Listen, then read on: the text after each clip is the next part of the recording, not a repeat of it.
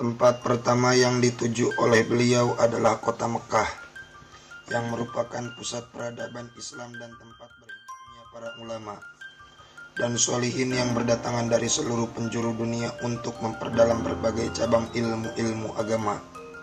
Namun setelah berbulan-bulan tinggal di Mekah, beliau belum juga berhasil menemukan orang yang dimaksud. Sampai akhirnya pada suatu saat beliau memperoleh keterangan dari beberapa ulama di Mekah bahwa sang kutub yang beliau cari itu kemungkinan ada di negeri Irak yang berjarak ratusan kilometer dari kota Mekah. Sesampainya di Irak, dengan tidak membuang-buang waktu, segeralah beliau bertanya ke sana ke sini tentang seorang wali kutub yang beliau cari kepada setiap ulama dan masyaikh yang berhasil beliau temui. Akan tetapi mereka semua rata-rata menyatakan tidak mengetahui keberadaan sang wali kutub di negeri itu.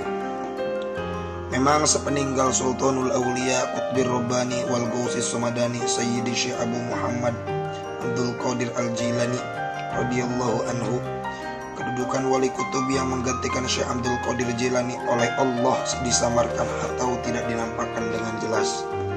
Pada waktu kedatangan Syekh Abil Hasan ke Baghdad itu, Syekh Abdul Qadir Al-Jailani 470 sampai 561 Hijriah sudah wafat sekitar 50 tahun sebelumnya. Selisih waktu antara wafatnya Syekh Abdul Qadir dan lahirnya Syekh Abil Hasan terpaut sekitar 32 tahun. Di kala hidupnya, Syekh Abdul Qadir diakui oleh para ulama minas siddiqin sebagai seorang yang berkedudukan Qutbul Ghaus. Akhirnya beliau mendengar adanya seorang ulama yang merupakan seorang pemimpin dan khalifah Thariqah Rifaiyah, yaitu Syekh As-Shaleh Abul Fatah Al-Wasiti radhiyallahu anhu. Syekh Abul Fatah adalah yang memiliki pengaruh dan pengikut cukup besar di Irak pada waktu itu.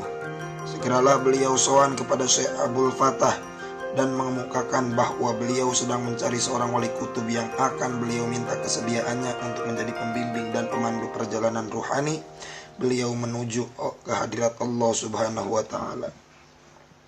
Mendengar penuturan beliau, Syekh Abul Fatah sembari tersenyum kemudian mengatakan, "Wahai anak muda, engkau mencari kutub jauh-jauh sampai ke sini, padahal orang yang engkau cari sebenarnya berada di negeri asalmu sendiri.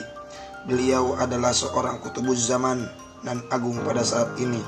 Sekarang pulanglah engkau ke Maghrib daripada bersusah payah berkeliling mencari di negeri ini. Beliau pada saat ini sedang berada di tempat khalwatnya di sebuah gua di puncak gunung. Temuilah yang engkau cari di sana." Beberapa saat setelah mendapat penjelasan dari Syekh Abul Fatah Al-Wasiti, beliau segera mohon diri sekaligus minta doa restu agar beliau bisa segera berhasil menemukan sang kutub yang sedang dicarinya. Sesampainya di Maroko, beliau langsung menuju desa Gomaroh, tempat di mana beliau dilahirkan. Tidak berapa lama kemudian, beliau segera bertanya-tanya kepada penduduk setempat maupun setiap pendatang di manakah tinggalnya sang kutub. Hampir setiap orang yang beliau temui selalu ditanyai tentang keberadaan sang kutub. Akhirnya, setelah lama mencari, didapatlah keterangan bahwa orang yang dimaksud adalah Syekh Abul Fatah. Tiada lain adalah Syekh As-Shaleh Al-Qutub Al-Ghaus Asy-Syarif Abu Muhammad Abdussalam bin Masisi Al-Hasani, yang pada saat itu sedang berada di tempat pertapaannya di suatu gua yang letaknya di puncak sebuah gunung di padang barat. Demi mendengar keterangan itu, sama seperti yang dijelaskan oleh Syekh Abul Fatah Al-Wasiti Al-Iraqi, segera saja beliau menuju tempat yang ditunjukkan itu. Setelah melakukan perjalanan yang memakan waktu beberapa hari, akhirnya ditemukanlah gunung yang dimaksud. Beliau segera mendaki gunung itu dan menuju ke puncaknya. Dan memang benar adanya di puncak gunung tersebut terdapat sebuah gua. Sebelum beliau melanjutkan perjalanannya untuk naik ke gua itu, beliau berhenti di sebuah mata air yang terdapat di bawah gua tersebut. Selanjutnya beliau lalu mandi di pancuran mata air itu. Hal ini beliau lakukan semata-mata demi untuk memberikan penghormatan serta untuk mengagungkan sang kutub sebagai salah seorang yang memiliki derajat kemuliaan dan keagungan di sisi Rabbul Alamin. Di samping juga sebagai seorang calon guru beliau, Setelah selesai mandi, beliau merasakan betapa seluruh ilmu dan amal beliau seakan luruh berguguran. Dan seketika itu pula beliau merasakan kini dirinya menjadi seorang yang benar-benar fakir dari ilmu dan amal. Kemudian setelah itu beliau lalu berwudu dan mempersiapkan diri untuk naik menuju ke gua tersebut. Dengan penuh rasa tawadu dan rendah diri, beliau mulai mengangkat kaki untuk keluar dari mata air itu. Namun entah datang dari arah mana, tiba-tiba datang seorang yang tampak sudah lanjut usia. Orang tersebut mengenakan pakaian yang amat sederhana. Bajunya penuh dengan tambalan sebagai penutup kepala. Orang sepuh itu mengenakan songkok yang terbuat dari anyaman jerami. Dari sinar wajahnya menunjukkan bahwa orang tersebut memiliki derajat kesolehan dan ketakwaan yang amat luhur. Kendati berpenampilan sederhana, tetapi orang tersebut tampak sangat anggun, arif, dan berwibawa. Kakek tua itu kemudian mendekati beliau seraya mengucapkan salam. Assalamualaikum. Beliau dengan agak sedikit terkejut serta merta menjawab salam orang itu. Waalaikumsalam warahmatullahi wabarakatuh.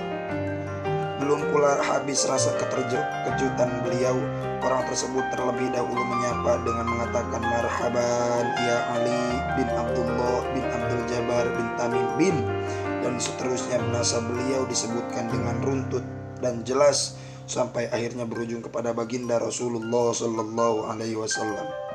Mendengar itu semua, beliau menyimaknya dengan penuh rasa takjub.